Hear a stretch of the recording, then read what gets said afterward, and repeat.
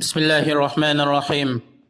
الحمد لله على إحسانه والشكر له على توفيقه وامتنانه، وأشهد أن لا إله إلا الله وحده لا شريك له تعظيما لشأنه، وأشهد أن نبينا محمدا عبده ورسوله صلى الله عليه وعلى آله وأصحابه وسلم تسليما كثيرا. أما بعد، السلام عليكم ورحمة الله وبركاته.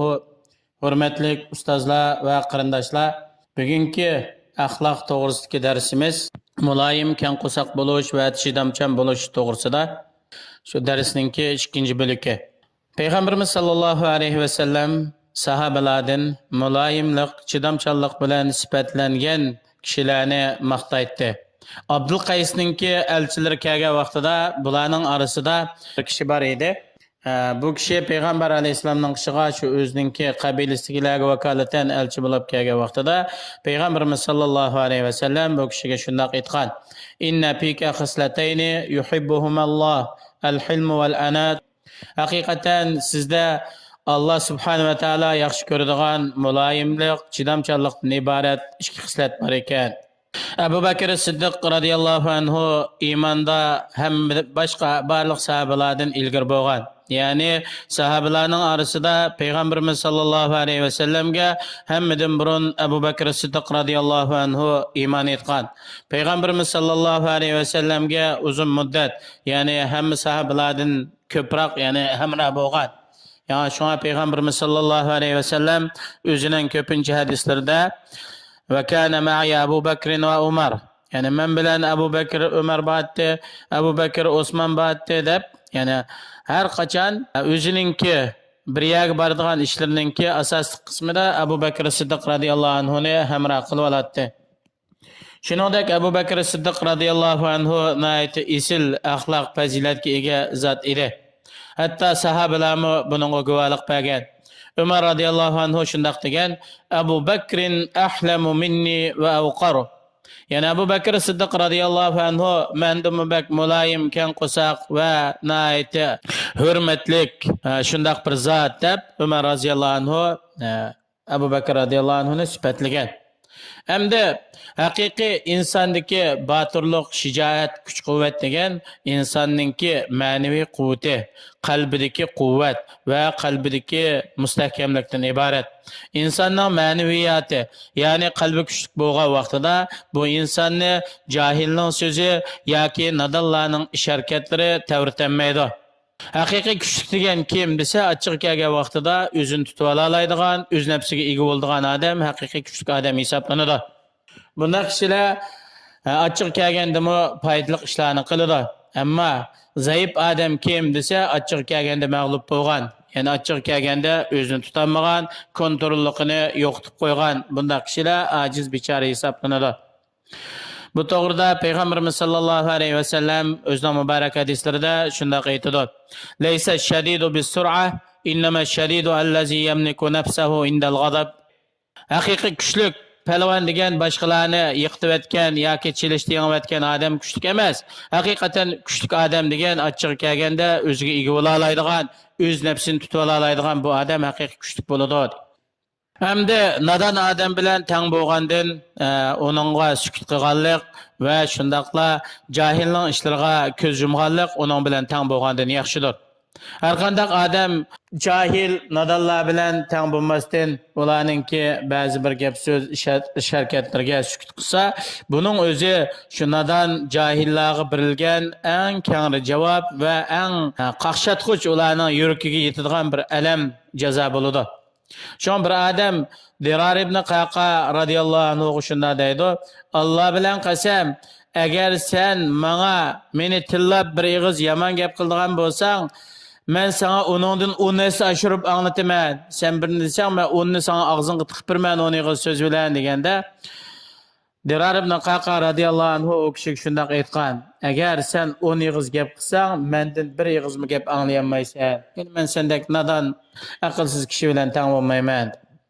Bir adam Şabi rahimahullahni tilida, ham bu İmam Şabi hadis olimlarining ichida, yani İmam Buxoriy, İmam Muslimning shayxlari hadisni ko'p rivoyat qilgan olim kishilardan biri. Bir adam tillagan vaqtida u odamga bunday javob bergan: Agar men sen degandek bo'lsam, ya'ni shu sening tilgan tildagi sifatga men loyiq bo'lsam, Alloh subhanahu va taolo mening kamchiligimni kechirim qilsin. Ammo men sen degan sifatda bo'lmay qolsam, Alloh sening xatoligingni kechirim qilsin. Nima degan keng qo'saqliq yana bu. Har qanday odam kishilarni afu qilsa, Alloh va odamni afu qiladi. Ibnul Qayyim rahimahulloh bu to'g'rida shunday deydi. Inson ya'ni o'zining xatoligi to'g'risida kishilar uning xatoligi to'g'risida qanday muomala qilsa, bu odam shunday muomala qilishni yaxshi ko'radi. Ya'ni bir odam o'ziga boshqalarning qanday muomala qilishni yaxshi ko'rsa, bu insonni kishilarga shu shaklda muomala qilish kerak. Chunki har qanday jazo, mukofot shu qilgan ishninki turi bo'yicha bo'ladi.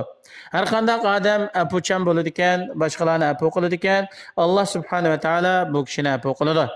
Har qanday odam o'zininki qarindoshininki xatoliqlarini o'tib ekan, kechirib o'tadi ekan, kang qo'rsoq bo'ladi ekan, Alloh subhanahu va taolo bu kishininki xatoliqlarini kechirib o'tadi.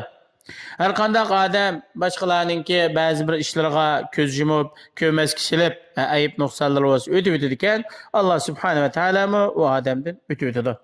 Har qanday odam qisas olaman deb qisas talab qiladi ekan, Alloh u odamdan navbat kelganda qisas oladi. Bu g'azab, ya'ni achchiqlanish degan insonninki axloqiy va amallarini buzadi. Aqlni yo'q qiladi. Insondagi muruvvatlik, isillikni yo'q qiladi. Ibnul Mubarak rahimahullohga bizga shu go'zal axloqni o'z ichiga olgan bir ig'iz so'zni qilib bersang bo'ladi. Ya'ni go'zal axloqning hammasini o'z ichiga olgan bir ig'iz gap qilib bersang degan vaqtida tarkul g'azab, achchiqni qo'ygin, achchiqlanmagin, g'azablanmagin deb javob bergan. Hem bu açıklanmazlık, gazaplanmaslik bu Peygamber aleyhisselamның vasiyeti. Bir adam Peygamberimiz sallallahu aleyhi ve sellem'den kışık kelib, ya Resulullah, bana bir işini bir tavsiye kısla degende Peygamber aleyhisselam açıklanmagın. Bu adam tekrar sorgan vaqtida Peygamber aleyhisselam tekrar açıklanmagın. Bu kişi deydi, ففكرت حين قال رسول الله صلى الله عليه وسلم ما قال فإذا الغضب يجمع الشر كله. Peygamberimiz sallallahu aleyhi ve sellem bana şu açıklanma degan gapni qilgan vaqtda men shunda fikr qilib o'ylab baqdim. O'ylansam, ochiq degan yomonlikni hammasini yo'qlaydi ekan. Insonning ochiq kelgan vaqtida o'zini to'xtatmay, nima deganligini bilolmay, aqli tutilib har qanday yomon ishni qilib qoladi ekan.